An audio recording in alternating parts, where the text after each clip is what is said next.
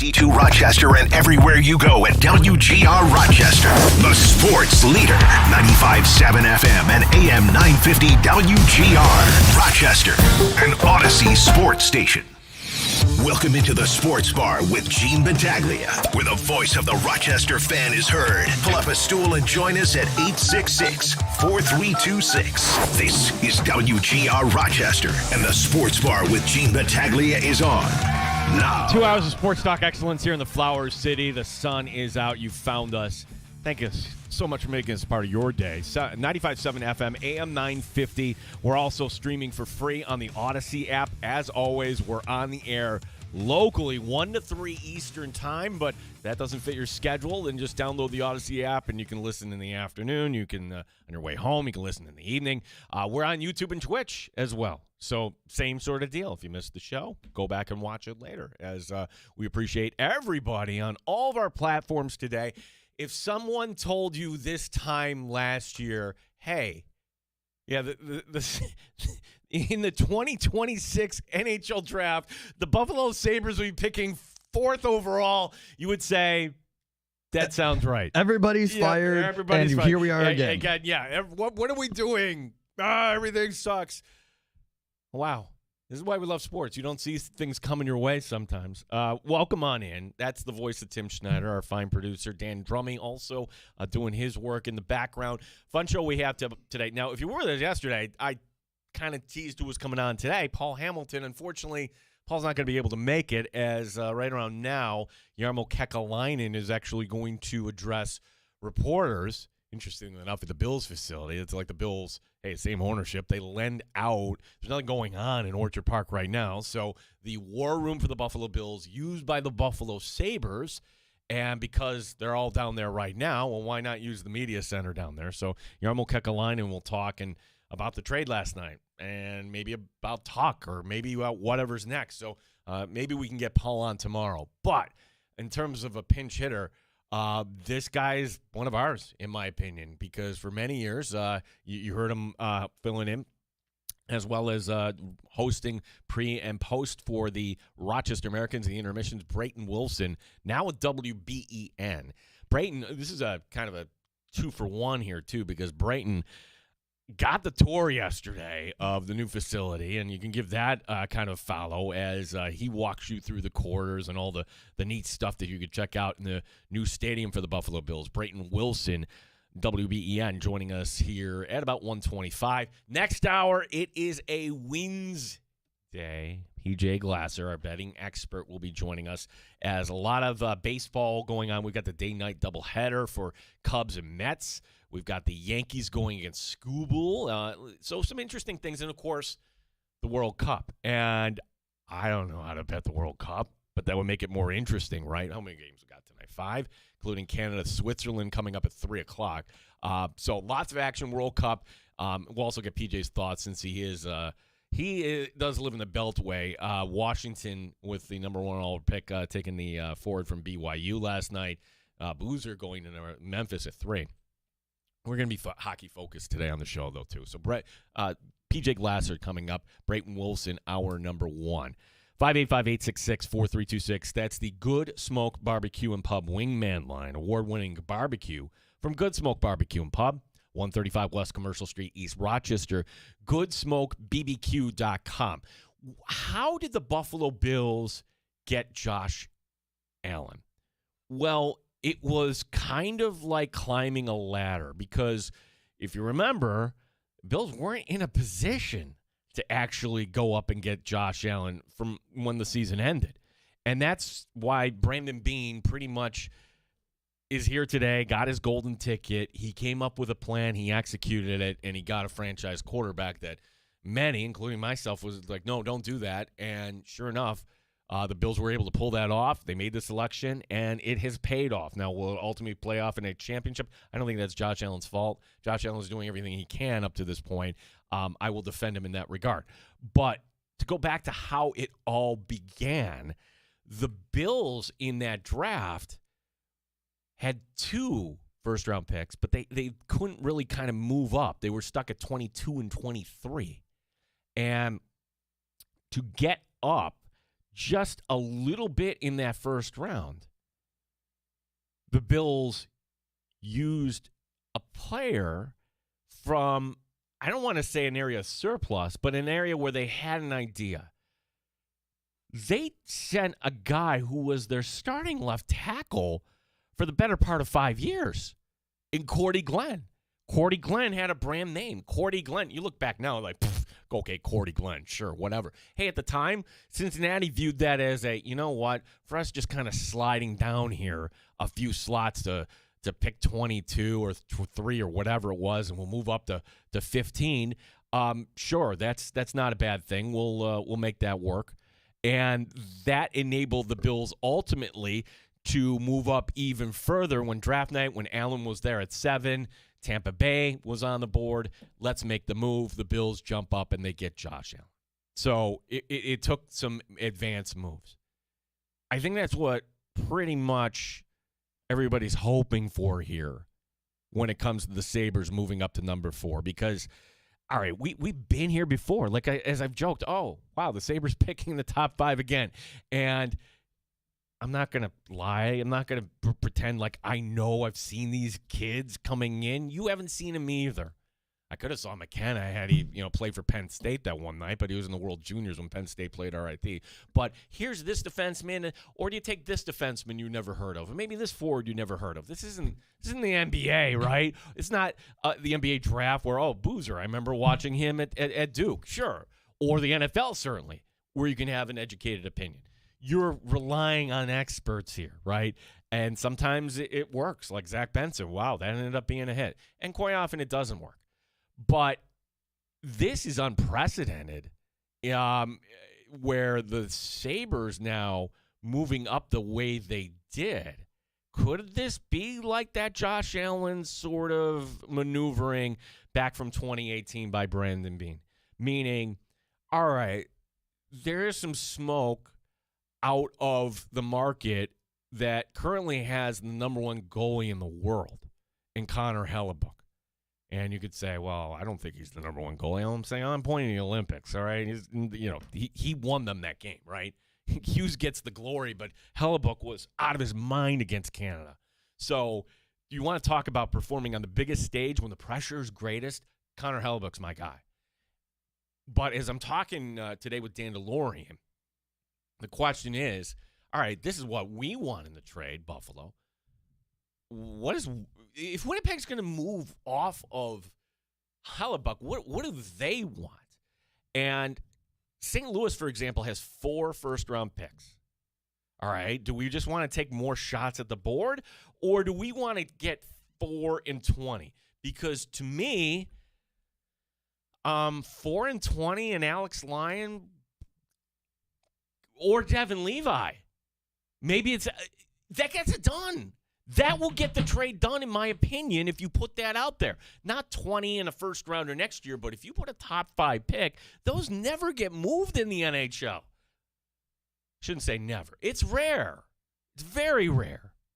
So to me, all right, if the Sabres pick a defenseman and you're resetting the clock, and if it's from the standpoint of, all right, we knew that we weren't going to get Byram, and we're helping out the cap situation a little bit. And because we did this, you will have an 11th hour re-signing of Alex Tuch.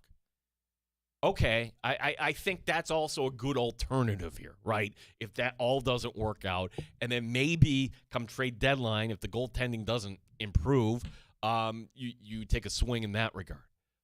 But as many have pointed out, the goaltending was actually okay last year during the regular season. It was in the postseason that it had its blips. And maybe those two, Lyon and UPL, kind of learn from that experience that, hey, postseason hockey is just a little bit different. 585-866-4326. It's fun to be talking hockey in June, is it not? I think it's fantastic. We'll talk to Brayton Wilson, WBEN, coming up bottom of this hour. But it's one of those, all right, did the Sabres actually make a mistake here? Did they, in other words, Byram, you sent away a player from the strength of your team, and because of that, now you're going to be weak in an area. I would listen to that just a little bit. But the consensus around the hockey world is that the Sabres get an A and the Blackhawks get a D-. This, the headline from Barstool, and say what you want about Barstool. I roll my eyes sometimes. Spitting chicklets, not too kind to the Sabres over the years, certainly. But this is their snarky headline today. Congratulations to the Chicago Blackhawks, who are now the proud owner of the dumbest trade in NHL history. That's a stretch. But. Well, it's if you're a Blackhawk fan, you have to be thinking, what are you doing? This doesn't match up with the timeline. Bo Bryant's a good player, but number 4 overall for a guy that you get, it could be 1 year and that's it. If it's 1 year and he walks, yeah, sure, but he's still a young, controllable player if you get him under control. He's 24 years old, and it is a puzzling timeline for both teams, really. Like the Sabres moving up to 4 just to replace this guy who's young and talented. But in the Blackhawks' mind, maybe they think that they're a step ahead of where they are. Well, it's the what does the eye behold? The beauty of the eye of the beholder, right? Because Byram, okay, do you want to move? Do you want the 4th round overall pick now, or do you want the 4th overall pick from 2019, which that was Bo Byram, right? And that's how the Sabres got him in the middle stat deal. Look, a lefty shooter and being on the second pair. Is it important for Byram behind closed doors to be the guy? You don't hear this in hockey too often because, well, it's really not applicable. It just isn't, because you get tired. You have to come off the ice. The best players, maybe they play 33% of the time, if that, when you add up all the minutes. You can't have that kind of Mamba mentality, in my opinion. But he was never going to be on that top pairing, not with Rasmus Dahlin here. And if you wanted to say, well, keep Byram, move Owen Power, couple reasons you might want to not do that. One, well, as we mentioned, the timeline for when you got to pay the guys. Okay, Byram, that decision will be here, sometime between now and this time next year. And Power, you got a little more room on that. And I think the ceiling on Owen Power is higher too. I think we saw steps forward with Owen Power. Owen Power is the number 1 overall pick. So to have him and Dahlin anchor pairs for you, it's an interesting conversation too. Like, all right, who steps in now on the defense there for the Buffalo Sabres? Do they play a little bit of a different style? Remember how the river hockey thing became such a thing? All right, well, maybe if you get more of that. I mean, Byron played a certain style, right? But we were joined on Monday by Dennis Bernstein. And what he said struck a chord, because I'm not moving goalposts, folks. You come to the sports bar, you can have an opinion, but then you could hear somebody else's opinion and be like, oh, okay, I'll concede that point. And then you think about it some more, and then, maybe I had that wrong. Meaning, why would the Sabres want to do this? This makes no sense. And Dennis said, well, it's great in the regular season, but postseason, you might want a different sort of defenseman. And what he's implying there is somebody's going to lock down on you, right? And for Byram in that Montreal series, in Boston, he was great. Montreal, that was a little bit of a different story, right? So I hear what he's saying on that. So if the Sabres can just qualify for the postseason, just get some steady defenseman. Crevier, is that how we say his name? Yeah. 6'8". Yep. That might be the guy. Might be the guy. I don't know. He shoots right-handed, if I'm not mistaken, so I don't know how that would kind of shake out. But I view him maybe as an upgrade over Logan Stanley, right? It's just another for a third pair, sure. Yeah, but if that's the guy, like you guys had talked about the other day, that might be the different style of defenseman. Like, you've got scorers in Samuelsson who came to his own this year. You've got scorers in Dahlin. Owen Power maybe eventually gets to where Byram is and Samuelsson got to. But you need somebody to lock that blue line down while the other guys are offensive generating. So the analytics, and there's way more to it than just looking at a spreadsheet, but Crevier's analytics look really good for what the Sabres need in this playoff style of hockey. Look, the other part of this, too, we haven't even touched that. I don't think Jordan Greenway is just a throw-in. It was a winger, a banging winger on the fourth line.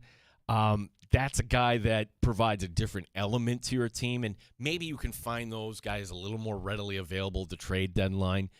Maybe ultimately Greenway comes back. I don't know. But you're gonna need somebody to kind of fill that role. How does that fourth line look? Because remember, Malenstein's a free agent too here. There was a logjam in that spot for the Sabres in the bottom six, though. Like Sam Carrick was hurt, so it opened up a spot for Tyson Kozak, and then eventually Oslin got in there and played his way up. But there's guys in the Sabres organization already that can fill a fourth line or even just an extra body. Oh, I get that, but there's nobody that does it quite like Greenway. I think Greenway throwing his body around. That's a different kind of style in there. His problem was he was never healthy, right? It was you didn't get enough of it. I don't think anybody would say, "Hey, Jordan Greenway was a top 6 forward." No, he wasn't. But is he better than Tyson Kozak? Yeah, I would say. Like I think Tyson Kozak makes the most of his opportunities for sure. 585-866-4326. That is our phone number. As the draft will be coming up on Friday, and we will also be having free agency on July the 1st, which that should be a lot of fun. Plenty of time to take your calls here today. As I listened to Odyssey Met Radio last night, and quick take on my baseball team. Like it's kind of sad that it's not even July 1st and you're punting on the season, but that's the way I kind of feel because, hey, all right, let's get out of the first inning. 1, 2, 3, sends him down. And he allows, 7 runs after that. Okay, he's in the bullpen now. Well, great. It doesn't matter to me. Like, if there's one team that needs a change, okay, for the owner, why is this manager still calling the shots? Or the GM who came in and decided, okay, we're going to run this like Milwaukee. Except in Milwaukee, you pick the right guys. Here, no. Like an old Marcus Semien and the first baseman from Seattle who didn't work, and none of these pitchers are working. This would be a bigger story, except the Knicks won, and everybody in New York is kind of happy. And Met fans are like, because we're Knicks fans too at this point. Whatever at this point. Doesn't matter to me. But the fact they're 14 games behind the lousy Braves. The Braves aren't lousy. They're really, really good this year. The fact that there's only one team that has a worse record than you in the National League, that being Colorado. I guess Red Sox fans are putting up their hand in the air, too. Yeah. Pick me. We stink, too. We stink, too. It's like, all right, because now I think now is the time where you would say, all right, you're out and you're out. Because Sunday Night Baseball, was it Sunday? Yeah, it was Sunday night where they, hey, here are the standings. Well, if you look at this, the Mets are only 4 or 6 games out of a wild card. I'm like, no, it does. The math doesn't work. The math is lying to you. The math is clearly lying to you because there's all these teams ahead of you, right? So that is fake math right there. And maybe, yes, we'll get a team that all of a sudden catches fire in the second half and somehow gets their way. And I don't think it's going to be this year, though, certainly not going to be the New York Mets. Boston at 32 and 45. That's a bad showing there, too. So baseball today, we've got I mentioned this, too, because the Mets and Cubs, they're playing the underway. The day-night doubleheader. Yankees going against Skubal tonight. How many more starts does Skubal get as a Tiger? To me, that seems like a storyline, too, we should be following a little more closely here. And Yankee fans have to, after this game tonight, if you see Skubal up, are you treating this game like a scout would? Like, okay, come to us. Yeah, what would this guy look like? What would it take to get him? And you could say the Yankees, they need a third baseman. Okay, well, go get one of those too, right? It's totally okay. I think that the best sign for the Yankees is that they are continuing to win without Aaron Judge. Wow. to me, it seemed like, oh, Tampa Bay is this fun team with these pitchers they just picked up off the scrap heap, but they're not as good. I think Toronto's going to get their act together here at some point. They've been hovering around 500 for a little time now. They are in a playoff spot, despite being under 500. Right. That's, again, there's a lot of weird an indictment math. on the American League. That is absolutely sure. Red Wings, by the way, won the second. Are we in on the second half of the Red Wings? It just started. It's hard. Sorry, it's hard. I'm in, but man, they were that close, and now we got to reset. That's the thing. When your favorite NFL team gets eliminated, it's I can't believe they lost. And then all of a sudden, it's the mountain you got to climb again, meaning, oh my gosh, we've got to do the draft and spring practices in St. John Fisher in week 1 and all that it takes to get just back to this point. But there's a lot of breathing room, right? Like the split season in baseball, I hope that Rob Manfred never gets the genius idea to bring this up to the majors. Oh, no. No, he might. I don't want to wish that into existence. There's been plenty of things that, for good, nobody is saying anything wrong about take for example, ABS, but those are kind of, okay, if this works here, we're going to bring this up. That's always been kind of the thing. The split season, honestly, I think it's just trying to make sure that, hey, your team was down and out in the first half. We're going to try to spark some interest for your team in the second half. And it's like, I think most fans kind of see through that. Gene Battaglia here. This is WGR Rochester.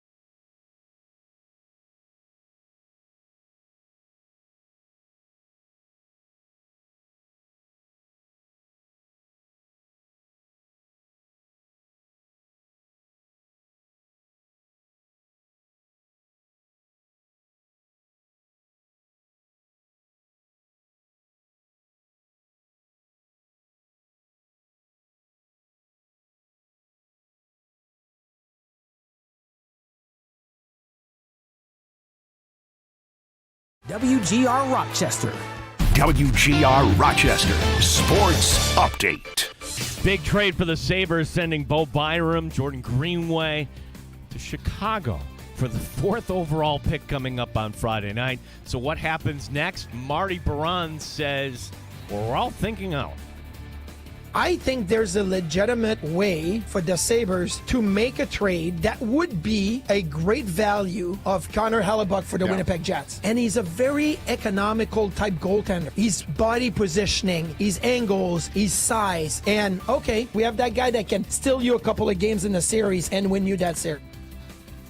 Rochester Red Wings won the opener 10-9 in Charlotte. Same two teams tonight from North Carolina. On the Major League scoreboard, Texas and Miami, they are tied at 1 in the 5th. No score in the 3rd between the Mets and the Cubs. Gene Battaglia, WGR Rochester.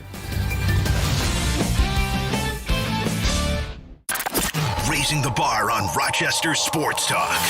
You're in the Sports Bar with Gene Battaglia on the Sports Leader. 95.7 FM and AM 950 WGR, Rochester.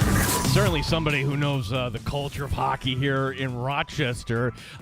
Brayton Wilson joining us here on the show. Brayton, appreciate their time. WBEN today, where I want to talk about all the experience that you had yesterday walking through the stadium. The pictures are up. Give Brayton a follow, and you can kind of get some unique content there in terms of the new stadium for the Buffalo Bills. Brayton, that trade last night between the Sabres and Chicago, and try to call this one right down the line here. Is that as one-sided as many are making it be? Brayton, how are you today? I'm good, Gene. It's great to be back on the show. But to answer your question, yeah, that trade yesterday took me by surprise. First off, because at the time that it was happening, I was playing in the 11-day power play, the annual event that I take part in downtown Buffalo, raising funds for cancer research with Roswell Park. But I was on the ice for a shift. I got back on the bench, and Owen Parker, who obviously is with the morning show crew on WGR here in Buffalo, was just like, hey, the Sabres traded Bowen Byram. And I said, okay, where's he going? Chicago. Okay, what's the return? So then Owen said, it's the 4th overall pick. And I'm like, they got the 4th overall pick for Bowen Byram. And he said, that's not it, though. They're also trading him a 2nd-round pick and a prospect or a player not known at the time. So it's like, at that point, it was like, oh, my God, how in the heck did Chicago give up their 4th overall pick to get a guy like Bowen Byram, who I love Bowen Byram as a player, and he was a guy that if he would have been willing to stick around long-term, I would have absolutely loved to have had him long-term, but he wants to go be a number 1 somewhere. Got to respect him for it. He wants to go prove himself as a proven commodity in the NHL as a number 1 defenseman and get paid like it. Cool, great, good for him. But, man, to unload Byram, to unload Jordan Greenway and get $10+ million added to our salary, or deducted from our salary, so we have a little more room to work with this offseason, and then to also get the 4th overall pick, which is a very good pick, a 2nd-round pick, which the Sabres didn't have, and then to get a guy like Louis Crevier, a 6'8" behemoth of a defenseman, a right-shot defenseman that could play bottom 6 minutes or be an extra defenseman. Not a bad value for the Sabres in this trade, and everybody around the NHL is very much looking at it the same way, where it's just like, what is Chicago doing? And good for Buffalo. Yeah, it is. Okay, so a lot of questions about what could be next here, and this is the part. And right now, Jarmo Kekalainen addressing reporters, and I doubt he's going to give you exactly the plan here, right? But before we get to any of that, on the roster right now, as you mentioned, Crevier is really kind of like the bottom pairing. He's a right-handed shot. Byram was a left-handed shot. Who steps up to play alongside Owen Power on the 2nd unit right now, or who are the candidates in your opinion, Brayton?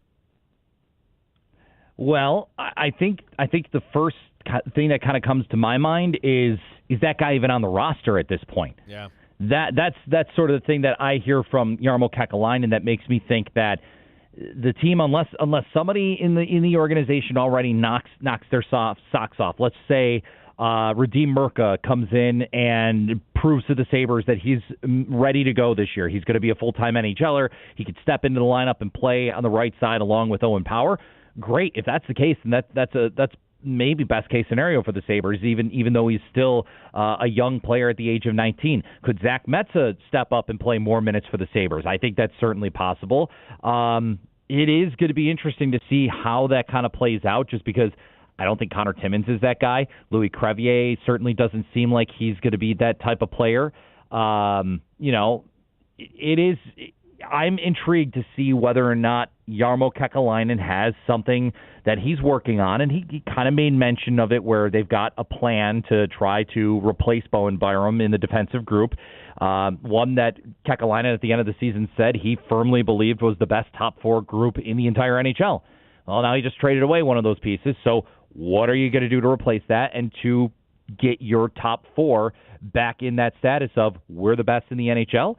I'm intrigued what he has up his sleeve, what he's thinking. I was talking with Sal Capaccio on his podcast earlier today, and the phrase I used a couple of different times was what it would be like to be a fly on the wall in that room right now, to hear Jarmo Kekalainen in the background conversations and what they're talking about to do with this roster, whether it be with the 4th overall pick, whether it be with the 20th overall pick, to try and swing a trade that can land you a player that can immediately get into the lineup and be part of that top four. I'm really interested. There is one name that popped up today that intrigues me, and it's a guy that I think that would be a really good fit. And I know he's a left shot defenseman, but Darren Dreger brought up Alexander Nikishin from the Carolina Hurricanes, who just won a Stanley Cup. He's 24 years old. I believe he is a pending restricted free agent, so he would need a new contract.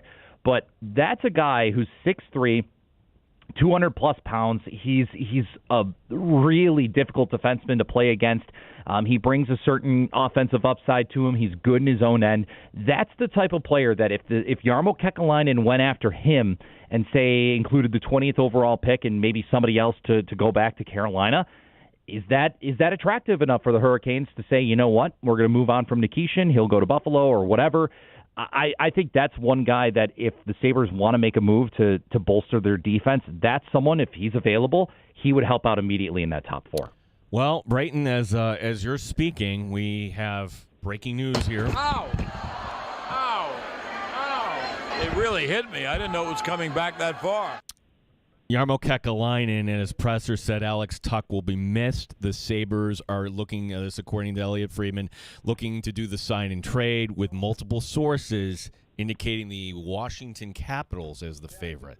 Alex Tuch perhaps to Washington, but Alex Tuch's time in Buffalo is over, according to Jarmo Kekalainen. Brayton, your initial reaction here? That's the first I've seen Friedman's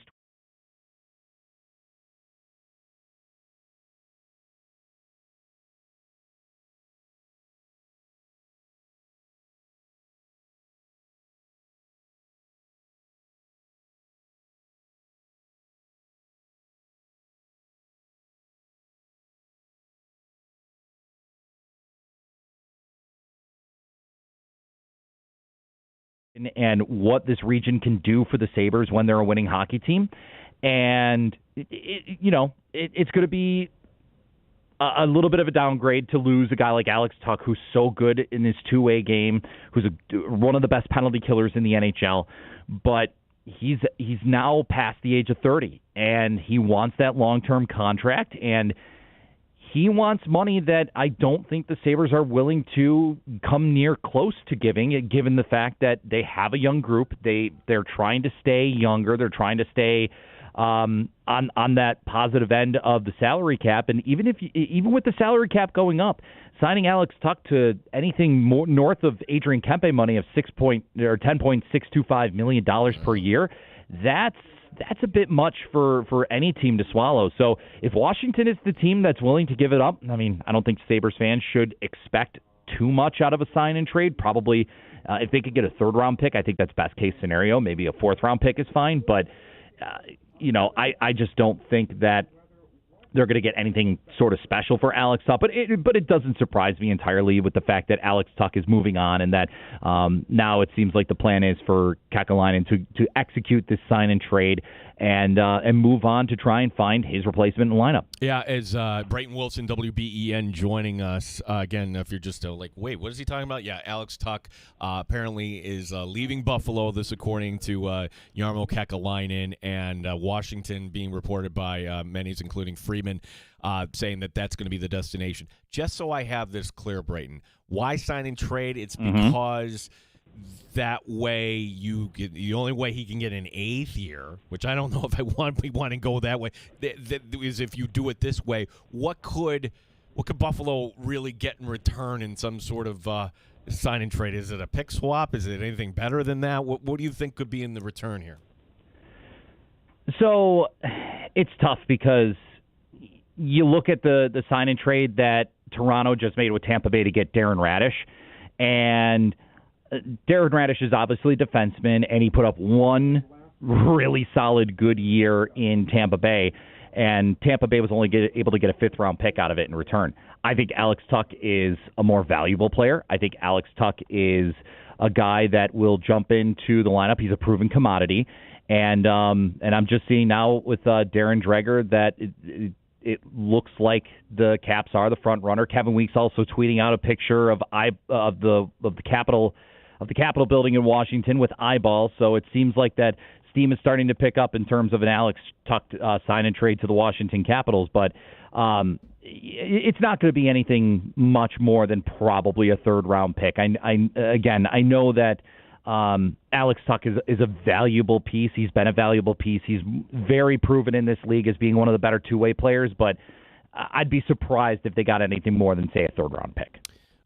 Question from one of our listeners, Tim.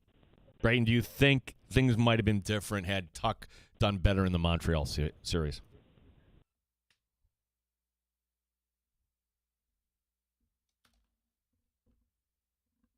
Nope.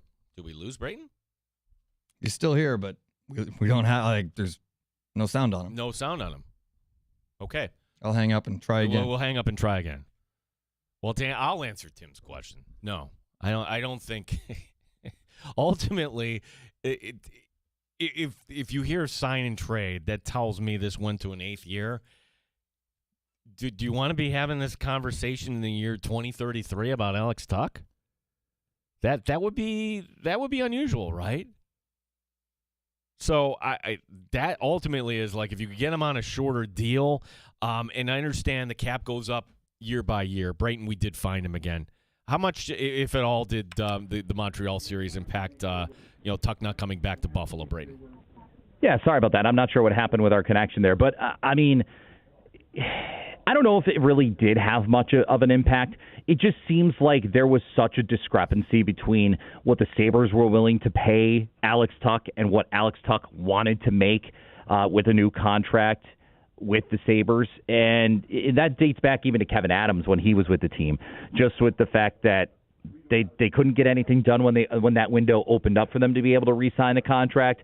There was not really anything that indicated that anything was ever close to getting done. And then when Jarmo Kekalainen comes in, it was very much of the same story. Both sides wanted to get something done, but there was a substantial gap with what the Sabres were willing to pay compared to Tuch, who Tuch wanted Adrian Kempe money. So I don't think that the Montreal series had anything to really impact the way that was going to move. Now, had Alex Tuch blown up off the sheets and really contributed and helped Buffalo punch their ticket to the conference final or even the Stanley Cup final, maybe that would have swung the table, sort of what Sam Bennett did in Florida a couple of years ago to help him get a new contract with the Panthers. But to me, it always seemed like that this was a possibility that Alex Tuch was going to walk, and in this case, he's probably going to get traded, and the Sabres will get at least some value in return. Brayton Wilson, WBEN, is our guest. Just a few more for you here, Brayton. One more hockey one, and certainly that's about the goaltending. Ultimately, that kind of comes back to it. Are we allowed to kind of daydream that? I'll ask you the question this way. Do you think 4-20 would be enough, and maybe you got to throw in a player for Winnipeg? Hard to say what Winnipeg would actually want in return. If it ends up being not Hellebuck, what do you think are the options here for the Sabres in goal to open up the season here, Brayton? That's a very good question. That's a really, really good question, just because Connor Hellebuck is obviously the big name on the market. I don't remember a time where a goaltender and let's just remember here too, Connor Hellebuck hasn't requested a trade or hasn't done anything to indicate that he wants out of Winnipeg, really. The chatter has just increased all across the board, and I think it's because of the fact that Brady Tkachuk was traded from Ottawa to Florida, and that Dylan Larkin requested a trade out of Detroit, and it hasn't happened yet. All of these U.S. guys who won the gold medal, there's a little bit of a conversation behind them that if they're on one of these organizations that's maybe older or on the downswing or just downright bad, even Zach Werenski is getting talked about, which is just, to me, absolutely insane. But these guys just seem like they want more than they got that taste of winning at the Olympics, and they want more now in the NHL, where they want to go cup chase, which is totally fine. It's extreme, though, to the fact that there's multiple players, and Connor Hellebuck being one of them is quite drastic because he's widely regarded as the best goaltender in the NHL and quite frankly, the world. And if he gets moved out of Winnipeg, that's going to send shockwaves just as much as Brady Tkachuk trade made with Florida. So, I mean, if he's able to come to Buffalo, the Sabres find a way to swing a trade with the Winnipeg Jets to get Connor Hellebuck. That's an instant upgrade in net. You're probably going to have to send back Luukkonen back to Winnipeg in return. But if it's not Hellebuck, I mean, there was some speculation that Sergei Bobrovsky could be a potential option, just given the fact that he has ties to Jarmo Kekalainen in their Columbus days. Yeah. But Jarmo Kekalainen Sergei Bobrovsky is an older goaltender. Like I'm not comfortable signing him to the 6-year contract that he's looking for. That's wild to me with Bobrovsky. If you give him a 1-2 year deal to maybe then play with a guy like either Alex Lyon or Ukko-Pekka Luukkonen, okay, I really wouldn't want to.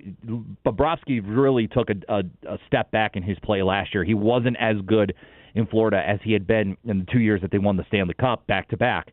So I kind of hesitate with Sergei Bobrovsky, but the goalie market, man, it is quite tough out there. And for Florida's sake, too, I know Paul Hamilton has brought it up here in WGR. Like, yeah, they acquired Brady Tkachuk, and he's going to go play with his brother, but nothing is for sure with that team until they figure out their goaltending situation. And they've kind of, I feel like, taken themselves out of the Connor Hellebuck sweepstakes themselves just because of the fact they went out and acquired a guy like Brady Tkachuk and gave up substantial assets to go get him. So I'm intrigued with how this is going to develop. I don't know if Hellebuck actually does get moved or if the Sabres are even involved in potential conversations with him. I know Chad DiDominis, I think, said that they've at least inquired, but to the extent of how much and where they are in those conversations, it's unknown. So we'll see. I'm not entirely sure how they go about it. I think Jarmo Kekalainen would be comfortable to roll back that goaltender rotation again, but I think that really the team does want to look for an upgrade. Last one, Brayton, as you were the envy of a lot of people yesterday, including me. All right, so I mean, hey, like you were like the influencer. Follow me as we're gonna take a tour of walking through it. It's fun. Like, what were the biggest wow moments for you? Kind of put it into words. You're our eyes and ears. What was the experience like walking into the new football stadium yesterday? So I was fortunate enough to get a number of different walkthroughs of the stadium during the construction process. And before yesterday, I hadn't been in the stadium since last year, August. So it had been 10 months. And the difference in 10 months was quite substantial for me. And I was completely blown away by what I saw. It's a modern facility in today's NFL, modern technology, state-of-the-art technology. Everything about the stadium is new, and it's crisp, and it's a breath of fresh air compared to the old Highmark Stadium. And the old Highmark Stadium had its charm. People love that stadium. They love the openness of the stadium. They love the environment with the fans and everything like that, and the players. But man, when you take your first step into the new Highmark Stadium, it is going to blow your mind. I was talking in a special interview with Erie County Executive Mark Poloncarz, who had a key piece in keeping the Bills here and helping get a stadium deal finalized. He said when you step in that stadium, if you have any expectations of what you're going to see, just throw them out the window, because you're going to see stuff that you didn't even think you would know, or that you would think that they would add. And I think the designers and the team and the people that help make this a reality did a really nice job of taking certain elements. It's as simple as just wall art, and making it Western New York, and making it Buffalo, and making it a part of the community and the team that ties everything together, that really does make that building so special. And there's some things that they have to finish. Substantial completion isn't 100% completion, but it's enough to be able to open the stadium for football activity if they need to have a game tomorrow. So they have some punch list items that they have to finish, but walking through, getting a chance to check out the certain elements of the concourses, the field, some of the sections, some of the club seats, the suites, everything else in that realm, they really put a lot of thought into what would be perfect for Western New York, for Buffalo, and it really shows in the final product that they put out there. And I think Bills fans across not just Western New York, not just Buffalo, Rochester, but across the nation and the globe, coming to Orchard Park to check out a game at that new stadium, they're going to be blown completely out of the park with what they're about to see. Brayton Wilson, our guest here, WBEN, certainly some Rochester ties, formerly intermission post game on the Amerks. Hey, we called a couple RIT games together, Brayton. Brayton, tell everybody if they want to check out more of the photos, more of your content from yesterday, what's the best way to do that? Yeah, so feel free to follow me on Twitter or X, whatever you want to call it these days, at Brayton J. Wilson. Brayton is my first name, and it's real, by the way, because people still like to make fun of my name for whatever reason. I'm also on Instagram, on Blue Sky, at Brayton J. Wilson as well. You can find any draft content or whatever relating to the stadium over at WGR550.com, over at WBEN.com, and I do believe that there is also some stuff over at WGR Rochester's website as well, so feel free to check that out, and enjoy what, maybe you couldn't enjoy in person, but get a nice little teaser, a preview of what's to come for the new stadium if you are happening to go there for a preseason game or for a regular season game coming up this year. Fantastic, Brayton. Appreciate the time today, bud, and we'll just do this again soon. Sounds good, Gene. Always a pleasure. Thanks. Brayton Wilson, WBEN.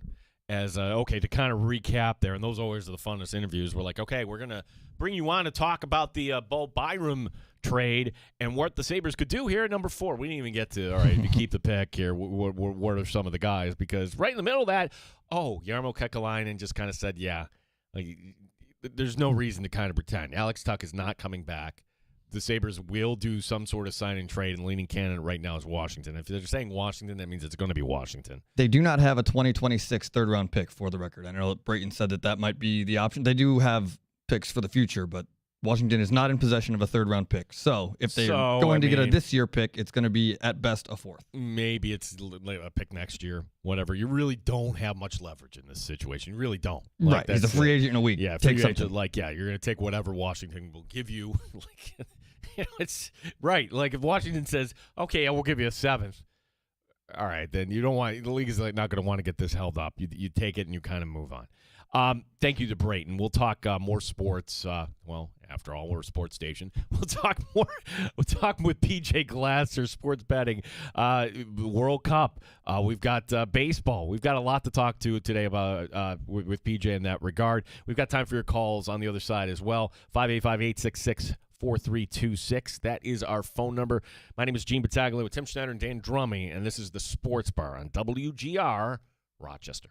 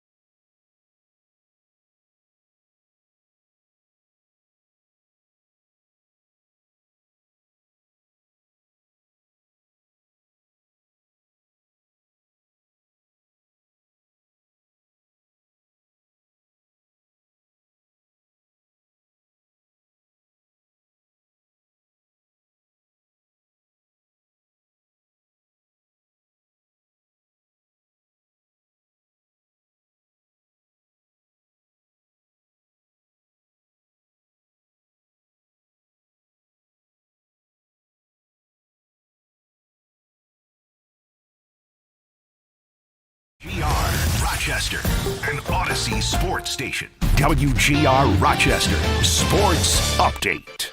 Well, more big Sabres news this afternoon, and it's just in the last hour. GM Jarmo Kekalainen confirming that Alex Tuch will be leaving by way of free agency. Multiple reports indicate it'll be a sign and trade with Washington. Of course, we had the big trade last night. The big piece here, Bo Byram going to Chicago for the 4th overall pick. Marty Baron today on Sabres Live on what to do with picks 4 and 20 for Buffalo. I'm saying trade for draft 20 because I think you can get a much better package and a much better player, including the 4th pick. And Jarmo's aggressive. I'm telling you what we've seen now. But the next move is what I'm interested in. Is Jarmo Kekalainen's got moves coming. I can tell you there's moves coming up. Red Wings are taking place tonight in Charlotte, game 2 of their series. Bottom of the 3rd, no score between the Mets and the Cubs. Gene Battaglin, the sports leader, WGR Rochester.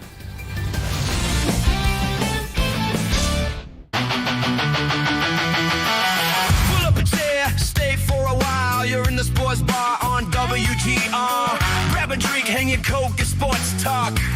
Live from Western New York. It's a master show. 9 times better than your typical host. 9 times. Gene and Tim have takes much hotter than most. No one cares when you're out. Sabres! Bills! Americans! Red Wings and Nighthawks! Sports Bar! For Rochester Sports Talk. Proud to be in the Flower City. Gene Battaglin with you. Hour number 2 as we kick this thing off here, second half of the show.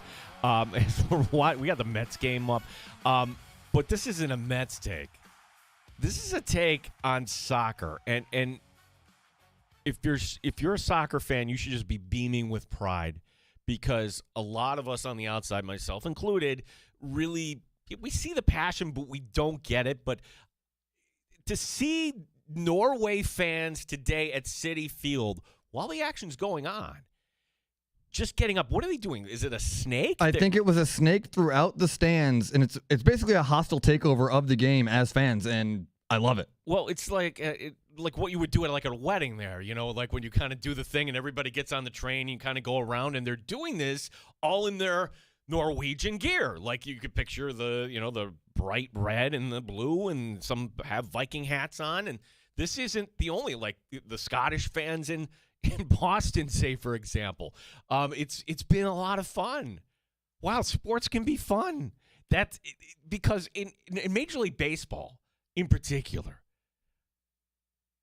can be a little stuffy. Like when you saw the World Baseball Classic and the games in Miami, and when you see the teams from the Caribbean, from Central America, and they're playing music, it's a different world, yeah. Yeah, they're having fun.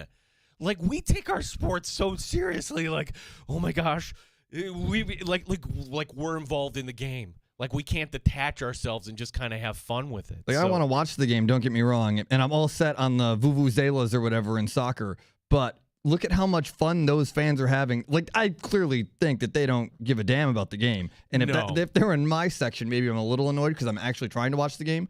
But looking at it from afar on TV, that looks awesome, and I want to be a part of it. No, that there are not sections. I think the whole right field is empty today at Citi Field for good reason. Today's it's number one, it's a day-night doubleheader. This is a makeup from Monday, and then number 2, hey, the Mets aren't very good, so you know what? Just go out and have fun. We'll have some World Cup games, but the first one's Canada and Switzerland starting at 3:00. Our time. PJ Glasser will be joining us here bottom of the hour. Now, to reset here, because we opened up the show, like you might have been looking at your phone last night, I'll be damned.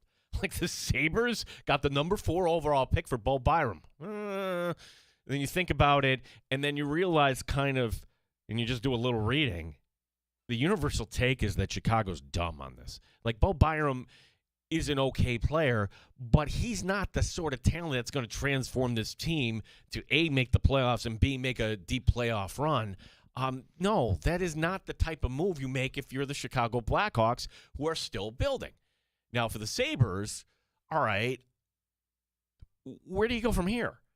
Is there somebody you really have your eye on at number 4? Or is this just a better piece, another chip where you can go out and get something you couldn't have dreamt of before? That's why I think the Hellebuck dream is alive. Like, and Brayton said it too. Like, when you see a goalie that everybody's kind of talking about, because goaltending quite often, it's not. We equate it to quarterbacking. It's not. Okay, quarterbacking from year to year, where it might be up or it might be down slightly. There are way more variables in goaltending. Okay, where stats can kind of go. That's why you see some guy from Carolina, like, who's this guy? He comes in and he wins a game. The Stanley Cup champion. For your Stanley Cup champion, congratulations. Hellebuck is the exception. Hellebuck is somebody who in Winnipeg carried that team for years, and I understand like his last few of the years playoff stats weren't good in Winnipeg. I would point to what he just did, not on hockey's biggest stage, on the world's biggest stage, the Olympics, something that hadn't been done since 1980, win a gold medal for the United States. And look, if he can do that, why can't he lead a team to a Stanley Cup? I'm just curious if that is going to be the move or something else. The Tuck thing, I don't know. Who said this all along? That's right, me. Since this didn't get done, Alex Tuck knew exactly what the offers were going to be. And we speculated, it could be Nashville, it could be Seattle. Didn't see Washington. Now, that is not official, mind you, but that's what the insiders are saying. Washington, some sort of sign and trade deal. But the fact that Jarmo Kekalainen took time out of his day just to let the world know what the insiders in the hockey world kind of already knew. Hey, Sabre fan, absorb the shock. Alex Tuck is kind of moving on. We have a fantastic update coming for you. Now, if you've been with us since day one in Sports Bar 2.0, one of our favorite serial storylines, we've got another update. We spoke it into existence. We did. But before we get to that, let's tap the brakes and clear the dance floor for our friend. It's now time for Terrible Time Timmy's Terrible Take of the Day on WGR Rochester. WGR Rochester. It's Terrible Time Timmy. I gotta be honest with you, I'm more excited for that take that we get to share together later on than this take. All right, then we'll just blow right through this one. This is Tim saying, all right, I'm not into this one. All right. I've got an okay one here anyway. NBA draft happened yesterday, the first round of it at least, and this happens, it feels like 10 to 12 times a draft at this point, and the most famous one, Kobe Bryant being drafted by the Hornets. He takes all the photos with the Hornets hat on. What are we doing with that? Like, can't we just, like, these guys are, and especially in today's day and age where the trading card market is absolutely out of control, these guys have to take photos in a hat that they literally get it, they set it down, and then their rights are sent to somebody else. Just make that trade official and put it there on the spot in that moment. Why did they have to? And if it's some NBA rule, my take here is change it. So, like, how dumb would it have been if Patrick Mahomes, Patrick Mahomes going up in Bills gear? That would have been like, what on earth were you looking at today? Like, the idea that, and this will end up in the Hall of Fame, or you want to talk about a collectible, the draft card that says Patrick Mahomes actually has the Bills logo on it. Now, that I understand. You can't, it's just like 10th overall pick, Bills logo. Okay, they didn't cross it out and put draw a Chiefs logo last second. But that's not for public consumption. Right. That goes in the Hall of Fame, or it's an NFL archive thing. But these draft picks, like, this is their moment too. They go up to the platform, they shake the commissioner's hand or whoever it may be, and then they're handed a hat and traded 4 minutes later while they're doing an interview with ESPN or whoever it may be. They're on a podcast and it's like, oh, here's a new hat for you. Just do that in the moment. They know that it's happening. And if it's a CBA thing, simply change it. Or, like, again, it's been at least 30 years. Kobe Bryant is the most famous one. I'm sure it was happening before that, but it happens every year, all the time. So, from the draft last night, this is funny. Do you remember Kevin O'Connor? Kevin O'Connor was on ESPN as an anchor, and he went to Ithaca. Met him once because we were doing a football game down there. Really nice guy, right? He's with Yahoo right now, and he's covering the NBA. He's getting roasted today. Now, how do we say the first overall pick from Washington? How do we say his last name? DeBonsta, I believe. DeBonsta, okay. Well, he gave first-round grades, right? DeBonsta gets an A+. Peterson goes to Peterson from Kansas goes to Utah, A+. Boozer at pick 3 overall. Kevin O'Connor gives that an A+. Wilson going with the next pick to Chicago from North Carolina. He gives that an A+. Can I read you just for the sake of just kind of, speeding this up? Sure. Here? So we went A+, A+, A+ as the draft grades there Fair for enough. Kevin O'Connor. Okay. So he goes A-, A+, A+, A+, A-, A-, Everybody A, wins the A+, draft. A-, A+. I'm not done. A+, A, and then finally the pick for the Spurs gets a B-. They did it. Kevin! The losing What keeps losing. The first 18 picks all either got an A-, an A, or an A+. How is that possible? Kevin O'Connor, you coward! You went to Ithaca, and we're going to look at this draft from 3 years, and everybody's going to be like, he gave that pick an A+? Yeah, he didn't even make it to a second contract. I'm like, this... No, this isn't an AI thing. No, this is real. Kevin O'Connor's first-round grades. 10 picks last 10 night traded during the draft. Yeah, to me, the NBA draft is kind of background noise. Now, the 1 year where, heck, we had Pickett going, that was exciting. It's exciting when there's some local flavor to it, yeah. Yeah, that's it. That's when we would certainly tune in. 585-866-4326 is our phone number. All right. The main event. The main event. And we spoke it into existence. Now, this has nothing to do with romance or broken relationships. So that way, my conscience is clean here, Tim, because there's always a line there. Because when we have talked about, yes, if you're wondering, where am I going with this? I feel like a podcaster. You know how sometimes they don't get to the point. You'll listen for 3 to 4 damn minutes and get to the damn point, and then all of a sudden they drop in 15 seconds. What is the point? Maybe I could stretch this out a little bit more. Gene, where are you going with this? Where are you going with this? Well, where I'm going with this. This was a really big story in April. How long can I talk in circles here for? Okay, no more talking in circles. Diana Rossini and Mike Vrabel was the storyline we couldn't get enough of. For months. For months. And the reason for that, and this is a PR lesson, 101. If you have a situation like this, address it head on.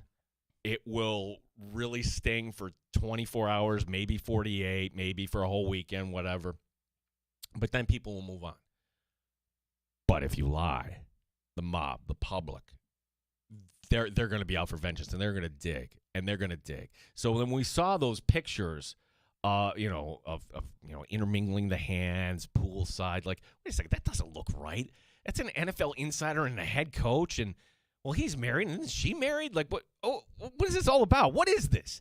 I don't ever remember being invited to a pool party before, Tim, all right? I can't even swim. I don't think that's appropriate in business, and, what is this? And it just piqued our curiosity, and then there's nothing to see here. You don't know what you're talking about. You're dumb. That was basically the message from the meathead head coach, as well as, Rossini, who lives in her own world. And that got and then the New York Times comes out, guns a-blazing, defending Rossini. And then, here's some more pictures, and here's some more people. And then, we have this vigilante journalism. Imagine if we dug into things like we dug into that around the world. Boy, what would we find out? And it turns out, probably die. Yeah, there were, all right, these two have been having a fling here for years and years and years. And then you realize, oh, wait a second. Yeah, Vrabel has kids. She has little kids. We're learning about Mr. Rossini. That's not his name, but we learned that, okay, he's an executive with the Shake Shack. Everywhere he's ever going to go, people be looking oh, yeah. Either you are the biggest fool, or you've got some real weird kinks in your closet now. What the hell's with her? So, with so many angles of the story that it just jumped sports and had nothing to do with sports. But then it came back around and did have to do sports, because then there's Vrabel burping up things at the draft weekend. I'm just going to take whatever it was, and he's gone for a day. Okay. Some had to take. Biggest day of the year. Can't be there. Sorry. Counseling. Sorry, yeah. Yeah. And then he's back on Monday, right? The paparazzi following him around. There's Mike Vrabel showing up in Salt Lake City, whatever it is. this story, my conscience is clean because we're not helping to bust any family up, right? Maybe everybody just goes back to their spouses and we forget the whole thing ever happened, right?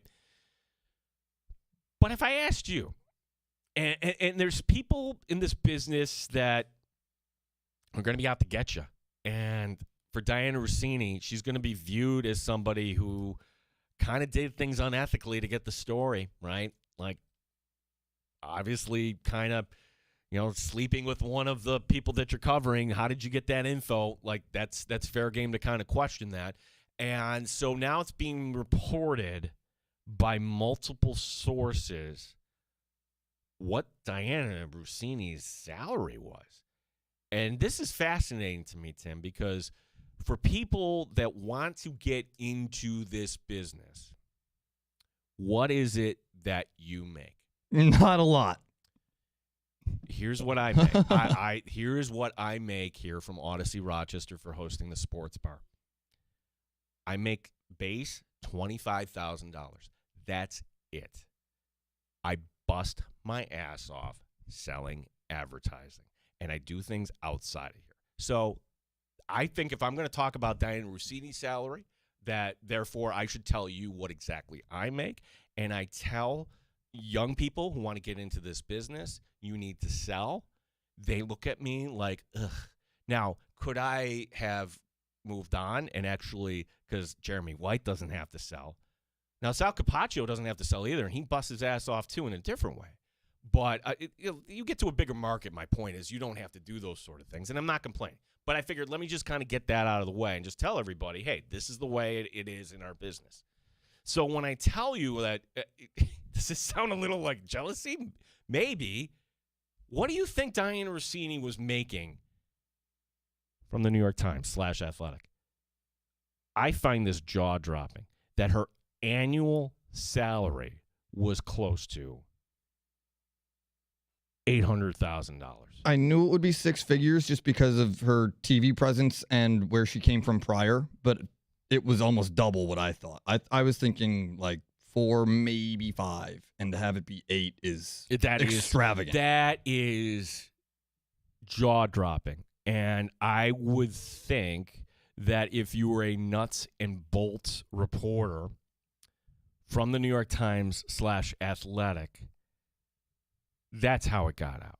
That's how it got out. Like, this person who is doing this was brought in for this reason and is making that much money, and yet our business is having layoffs. That's why I'm like, yeah, I guess Prince's not doing so badly if somebody's getting paid $800,000, close to $800,000 a year. She could fund the Democrat and Chronicle on her own. Like, legitimately. She could buy the whole thing, right? Like, and that would say like, oh, $100,000? Here you go. There you go with that. That's unbelievable. There's more. There's a lot more. There's more. Like, so when she resigned, there wasn't any buyout. That was it. You resigned. So, like, from the Times /Athletic, they're like, okay, let's move on. They're never going to pay anybody that money again. So, in a way, if you're somebody in that business, are you upset at Rossini, or are you upset that that actually ruins it for anybody else? Like, behind closed doors, she was making that much money. As far as an insider, I mean, she's not in the top 5. She wasn't. I'm sorry. And part of that is, mind you, that, NFL Network, Rappaport is always going to have something. And with the amount that Disney pays, Schefter is always going to have a seat at the table. Glazer does his things in a way with Fox. So Rossini... Those are all TV people, though, too. It's a little different. She moved off of TV. Well, she moved off of TV over into this realm thinking I'm going to bring more people. Is it the fact that she moved over and there's just a lot of... just like a lot of horny middle-aged guys that are going to like subscribe to the Athletic. Certainly possible. Yeah, they're like that. She's going to bring including a certain head coach. Right. Now, for her, I mean, I'm fascinated to see what happens next with Diana Rossini. I refuse to believe that she's just going to kind of fade away and that'll be that. What I think, she has an opportunity here if she does this right, to launch a podcast. And you do this in a way, find a good partner, build a good team around you, and you could have a podcast that, all right, you may not like it, but if you're outside of the New York Times, you can get away with some things. We get away with things on our show that if you're on the flagship in Buffalo, because that management, they never listen to it. Yeah, they would be like, no, you can't be talking about that. You can't use language like that. Like Diana Rossini doesn't have to do AP-style news reporting anymore. On a podcast, there's no rules. There's no rules. She can bring on whoever. It can become kind of a lifestyle thing. Is her name bigger now than it was before? 100%. Yeah, absolutely. So can she kind of do like a lifestyle thing? I would watch, I think, every single episode of this podcast until I got bored, and I don't know how bored I would get knowing how deep I'm into this story now. It's been 4 months, right? 5 months? It's been 4 months, and like now we're kind of waiting, like, and like if she and this really is just the first shoe, in my opinion. Is she just really like, what is it? Where you, I mean, affairs happen all the time, but like, was her husband oblivious? I have so many questions here, and if she wants to do that, my advice is you got to go out there, and you've got to answer all the questions. Now, is she still in contact with Vrabel? Does she worry that this is going to hurt his career or hurt his marriage? Are you kidding? At this point, you fend for yourself, right? It's fend for yourself. This is all transactional between you two knuckleheads. Honestly, like, it's he can't do anything. He's taking advantage of this too. And I'd also say this: do you really think that was the only one that Mike Vrabel was, It makes you wonder. And Rossini, too. I mean, right. not to speculate, but not to there's rumors out there. Yeah, cheaters are cheaters. And, like, to me, it's not the affair itself is whatever. Like, that's a juicy thing that people want to gossip about. But to me, it's the ethics involved that were breached and violated, and all of how she obtained her information, or what she did with the information, or the partnership that they developed to possibly get him this Patriots job even, or the consultation job with the Browns once he left Tennessee. Like, there's a lot of juicy bits and pieces that are just now coming out through this investigation that there's going to be people thinking about. Breaking news in the sports bar. Oh, man, again? Big day. Ow! Ow! Ow! It really hit me. I didn't know it was coming back that far. Yahoo's Kevin O'Connor has given our segment here an A+, Tim. Let's go! An A+. We've made it. In the previous segment, we were talking about to Brayton Wilson, an A+. A+. All the segments today, A+. Best show we've ever put together. There's Kevin O'Connor giving out draft grades like he's Mrs. Shields from Christmas Story. A+. Plus. PJ Glasser joins us next. Gene Battaglia with Tim Schneider here. This is the Sports Bar.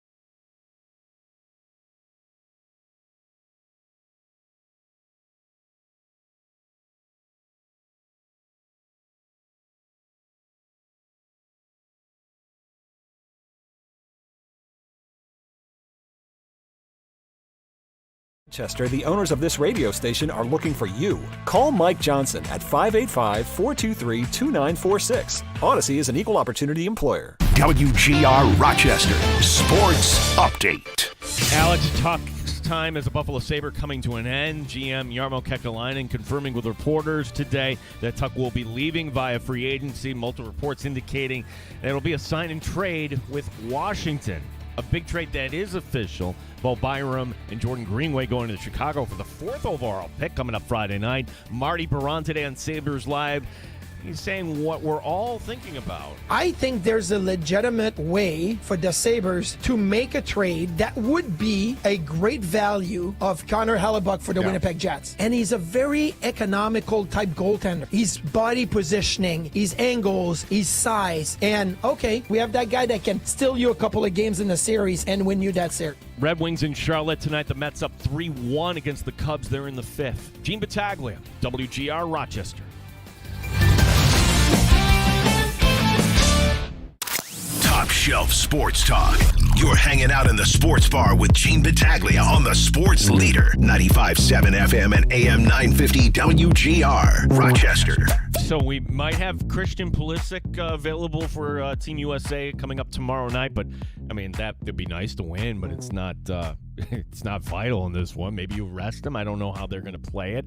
That game also taking place out at SoFi Stadium. Joining us as we'll talk a little World Cup, we'll talk about the NBA draft, golf, a little baseball. Our buddy PJ Glasser, Game Day Garage. You hear him also on Westwood's One Sports from time to time. PJ, appreciate your time here so far, and a lot more action here today when it comes to the World Cup. We've got 6 games today. We've got the U.S.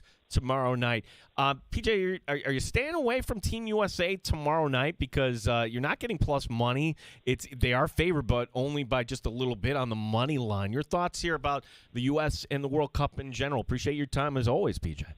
Gene, always good to talk to you. Always great to talk to a local celebrity. I mean, you're throwing out first pitches now. You really are big time, aren't you? Did your brother tell you? Well, I saw you were tagged on Facebook on something, Gene, and I was like, oh my God, Gene's throwing out, because I remember we had talked about this like a while ago, and I texted my brother, and I was like, Gene threw out the first pitch today? And he's like, oh yeah, I forgot to tell you. I was like, I mean, what good are you? Like, how do you not tell me that Gene is throwing out the first pitch? So I knew when we were on next I was going to have to bring that up to you. Did you throw? How was the pitch, Gene? Was it a strike right down the middle? It is available like on our social. I will say this. It's not a strike. It's a little high and inside, okay? But I did bring the velocity with it, and I did throw off the rubber. We didn't do it from like the red tees here, the junior tees or anything like that. I got up right there on the mound, PJ. So overall, I don't know. I give it a B+, maybe a B. I could have done better by bringing it right down the pike there, but comparatively speaking, I'll take it and run.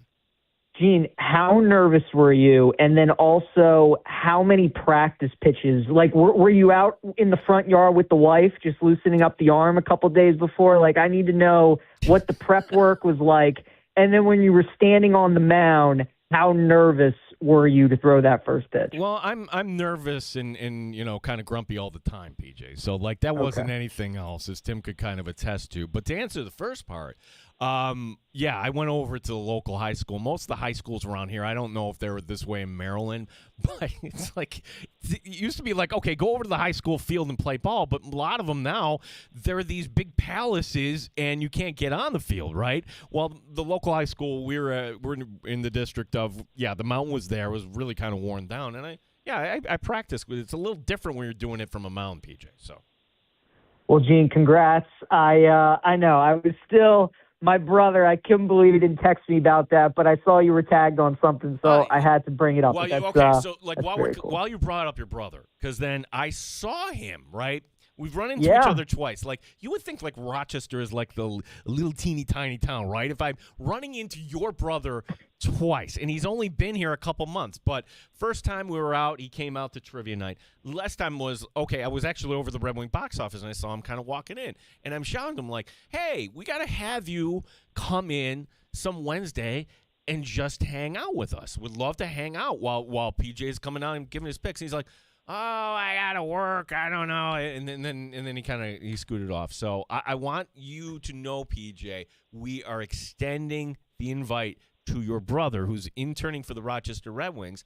And the work excuse is nothing. I could call up the GM, Dan Mason, right now and say, Dan, I need Nathan Glazer for 1 hour. Will you allow him to come over here? And I undoubtedly would say yes. So I don't know, like, if Nathan's a little nervous to come on the sports bar with us. I think he probably is, but you know what, G? Maybe I can warm him up, and this is a good segue to your initial question, but we're actually going to a World Cup game tomorrow in Philly. We're going to see Ivory Coast and Curacao. So he's actually flying in. I think he landed a couple minutes ago. My mom's picking him up from the airport, and we're going to the game. So he's actually going to be here for a couple days, so I'll try to warm him up on the idea, tell him what you told me, and we'll see if we can get him in the studio. But, yeah, very excited for the game tomorrow. And as for the U.S.-Turkey game, Gene, the best parallel I can make to kind of what, like, the third game of group stage is, it's kind of like Week 18 in the NFL, where a couple of these teams already have things locked up. They already know they won the group. They already know they're in the knockout round. And that's why you're seeing USA as a -105 favorite. We don't know what the starting 11 is going to be tomorrow. We don't know how many of those initial starters, how long they're going to play. It's going to be a big guessing game. A bunch of those guys who have yellow cards you probably wouldn't expect to see. And if they do play, it's not going to be for very long. Tomorrow's a total stay away from me. I'll watch the game. I'll root USA, but in reality, the game means nothing at all. I mean, they've already won the group. They're already towards the next round. So I would advise people, games like that and other games, if you're looking at it and you're like, why is the U.S. and only a -105 favorite? It's very similar with Mexico tonight in the game that they're playing against Czechia. They've already won their group, so they're resting a lot of guys. So just be careful with those kind of games and teams that have already locked up the group. Yeah, the game you're going to, I'm like, okay, Ivory Coast, Curacao, I know nothing about either of those teams. Ivory Coast -650? Like, wait a second, on the betting line? What? I know. Yeah, it's like so much I don't know about this sport, PJ, but you know what? A little action, and all of a sudden we all become experts here in the sports bar. Your thoughts on the latest, and I love the parlay you put out there. Like, okay, all right, I'm going to take plus money here on Wyndham Clark not to blow this. And golfers who get a 6-stroke lead or more, you have to go all the way back in a major to Norman in '96 to blow it at the Masters. So that ended up paying off when you parlayed that. Like, that's the key, right, to a parlay, right? Just kind of figuring out things that you're pretty sure about, add them together, and that's going to give you better odds, correct? It's exactly right. Anytime I liked two things, like I liked Wyndham to win the U.S. Open when he had that 6-shot lead going into Sunday. I liked North Carolina, but Wyndham's a -250, UNC is a -150. I don't want to bet those things standing alone. I'd rather just parlay them together and get myself a plus money price. I think that's a great time to parlay when you have those certain things. So that it ended up working out. North Carolina wasn't much of a sweat, but Wyndham certainly was. But he got there in the end, so it was nice to cash that.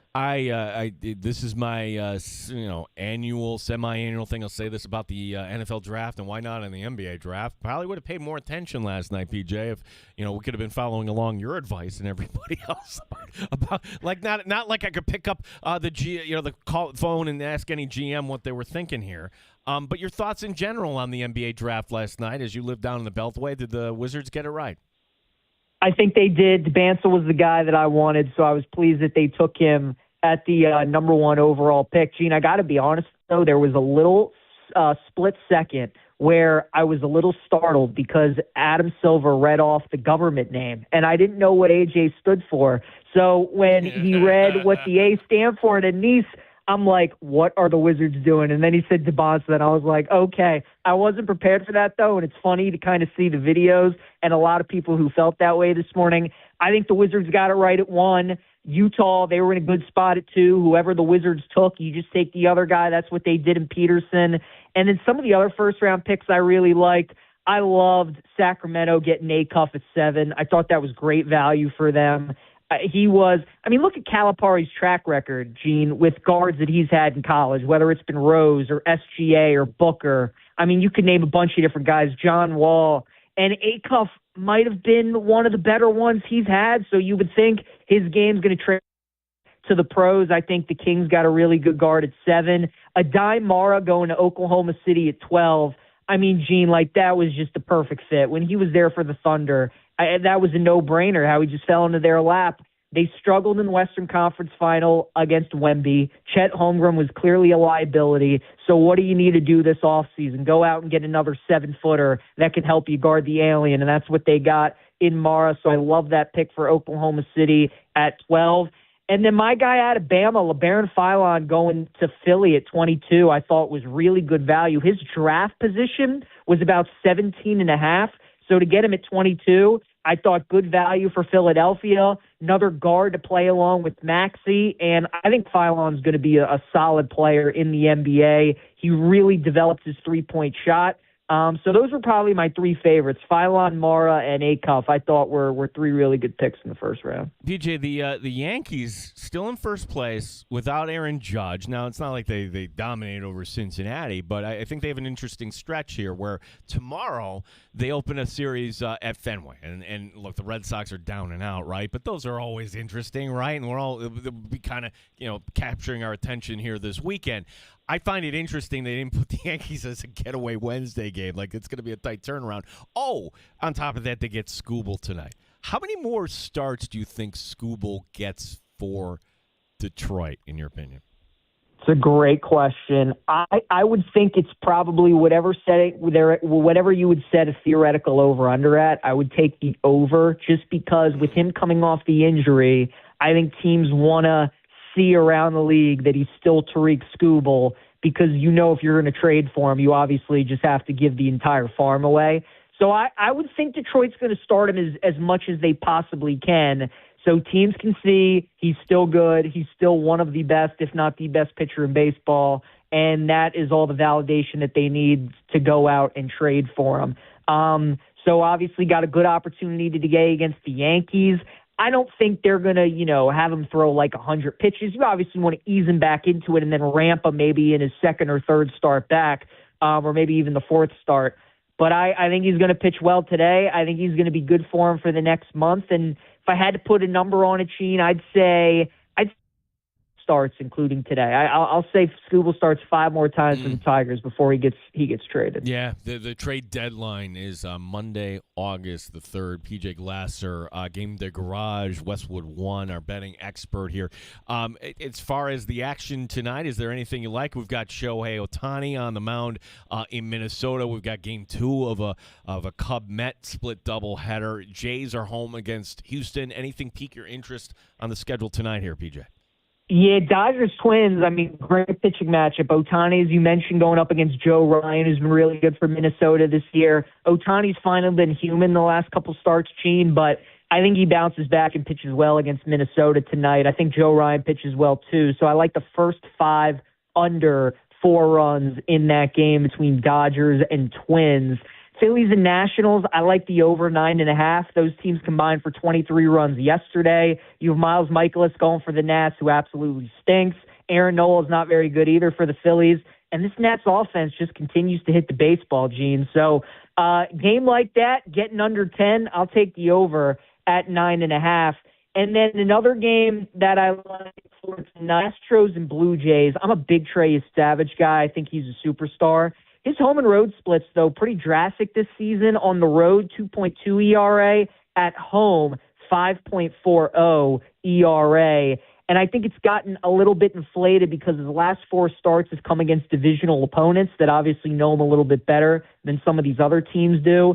So because he hasn't been great at home this season, because the numbers as of late haven't been great, I think you're getting some decent value on the Jays. So I do like them laying minus 140 at home tonight against Houston. Yeah, it's a kind of an evergreen topic here in our neck of the woods when it comes to golf. Hey, would you in Rochester rather have a regular PGA Tour stop or just get the major once a decade? And to me, the answer is clear. I'd rather have the once a decade. And I know that might be biased, but when you have a major that's the meet. The once a year, that's this week. That I look at Hartford, the Travelers, like, okay, this is coming off a major, and but nonetheless, it's got a big purse, certainly. Your thoughts on the PGA Tour and the next stop here as they're playing the Travelers this weekend? Travelers, Gene, is usually one of those courses where I think course history plays a big factor. There are usually guys year over year who might not be in the best form, but they come to this course and they usually perform well every single year. Last week for the U.S. Open, I talked about how Xander was Mr. Top 15 at the U.S. Open. He'd finished in the top 15 9 straight times, and that was a no sweat again this past week as he was inside the top 15 essentially the entire tournament. And you got two guys this week who over the last 7-8 years at the Travelers, Gene, have just been top 10 machines. Patrick Cantlay, or top 20 machines. Patrick Cantlay has finished in the top 20 8 straight years at the Travelers. You're getting him at plus 110 to finish in the top 20 again this year, so I'd look at that. Brian Harmon has finished in the top 10 7 of the last 8 years here. He is plus 470 to finish in the top 10. And then Justin Thomas has finished in the top 10 3 straight years here, and he is plus 100 to finish in the top 20. So giving yourself a little more wiggle room there with JT if you want to take the top 20. But it's as simple as that for me. Harmon and Thomas are in good form. They have great course history here. You're getting plus money on them to finish top 20 and big plus money on Harmon. Harmon's also 55-1 to win the tournament. Thomas is 27-1, which I like. And then Patrick Cantlay at 27-1. Gene, there are like 3-4 courses that you bet Patrick Cantlay at every year. This is one of them. He'll be lurking towards the top of the leaderboard. So those are my 3 guys this week. Cantlay, Harmon, Justin Thomas. Like all 3 of them quite a bit. Yeah, and the last one here for you, PJ, because you were really into the NBA draft last night to kind of circle back to this. And there were so many trades here, right? Just your thoughts on Detroit, a team that was – what did you think about the move that they made a trade up to get that guard from Stanford at number 17? Where I should have had this in front of me there. I wanted to ask you because we follow Detroit here because of the connection to Rochester here. But what are your thoughts on that player? Can you help me out with that player's name, PJ? Oh, are you asking about Ibuka Okori out of Stanford? Really good freshman player, Gene. I think he dropped like 36 against UNC earlier this year. It's going to be a nice combo guard to Cade Cunningham, though. There's no doubt about it. PJ, have fun at the see, I know it's just so funny. I just throw up the alley-oop blindly, and PJ just comes through and slams it down. PJ, World Cup. Cannot wait to talk to you here in a couple weeks. We're going to take a little time for the 4th next week, so we'll be in touch here, bud. So sounds good, Gene. Happy holidays to you. Enjoy the 4th, and we'll talk again soon. All right, thanks, PJ. PJ Glasser, who is great with his time. And always the disclaimer, yes, that's the Van Pelt bet that we completely ripped off. We owe them nothing. He can call us. It's funny. Like, we have now been how many different things on this frequency? Once upon a time, we were an ESPN affiliate. Yeah, 3 since I've been here. Yeah, well, the point is I invited Van Pelt to come on the show because I love that show, and he was off radio at that point. Yeah, no. Well, we tried. No. Last call is for you. Our phone number, 585-866-4326. A lot of ground to cover. Talk, perhaps to Washington. It ain't going to be a Sabre next year. Sabres at pick number 4 overall. Lot to get to. What about Scooble tonight going against the Yankees? I kind of agree with PJ. That's the good take there. Like, yeah, he's not getting moved until you're really sure his arm is – there's not going to be any sort of setback because Detroit's going to want a haul in return. My name is Gene Battaglia. This is WGR Rochester.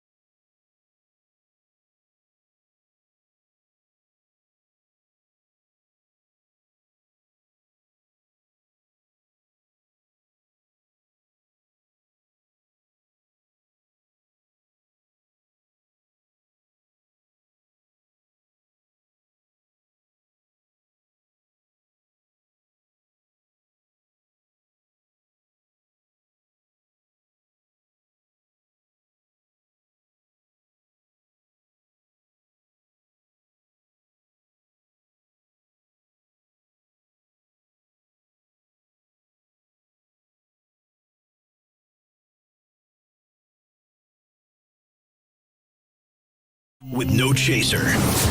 You're in the Sports Bar with Gene Battaglia on the Sports Leader, 95.7 FM and AM 950 WGR, Rochester. Yeah, I have reached the hate-watching portion of actually, I reached that like a month ago as, hey, the Mets jumped out to a 3-0 lead in Game 1, but then Nolan McLean has given up 6 runs. They're in the 6th now. Chicago leading 6-3. That was a Swanson 3-run homer? It was a Swanson. I think it was just a 2-run shot. But yes, 2-run shot. Either way, the worst hitter in baseball with qualified metrics and at-bat minimums.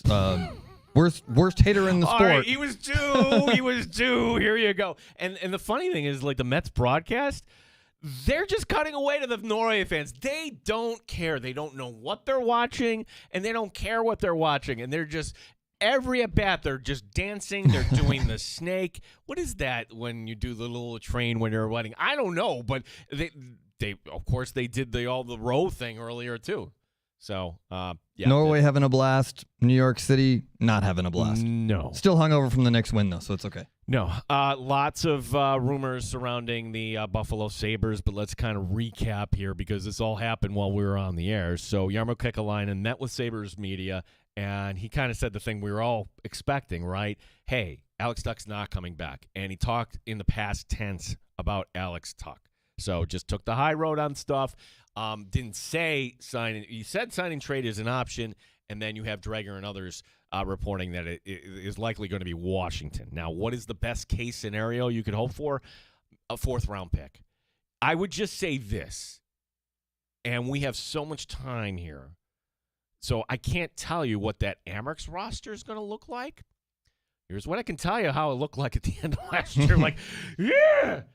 You think that they were the only team that took the Calder Cup champion to an elimination game. The Marlies win that 3rd play-in game, right? Best of 3 over the Amerks, and then the Marlies don't face an elimination game the whole way out, and they win the Calder Cup. Maybe it was 7 over Chicago. I don't know, but up 5. 5. Wow, that's good for them. I didn't know they were that much of a wagon. Well, the take is here about the Amerks. I don't know how this Amerks team is going to look next year. A lot of the guys, maybe Helenius will start here. No, he shouldn't. Should be up in Buffalo. Maybe you'll get guys that, maybe aren't healthy to begin the season or maybe need a little extra time. You and I were debating about Metza off air, like, okay, you're bringing, this big right shot defenseman from Chicago.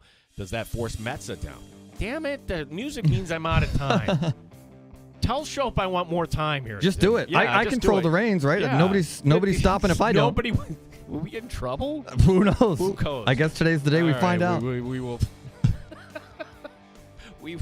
Thanks to Brayton Wilson, WBEN, who joined us earlier today while we're learning about the Alex Tuch story, to talk about that Bo Byron trade, which that's not old news either. That happened. Sabres will be picking 4th overall coming up this Friday night in the NHL draft, in addition to Pick 20. Also, PJ Glasser, who is giving us winners and does it in such a fun way. For Dan DeLorean, for Tim Schneider, my name is Gene Battaglia. We do this all over again. 1 to 3 Eastern round locally. You can listen back inside the Odyssey app. Shope and the Bulldog come your way next year on Rochester's Sports Leader, WGR Rochester.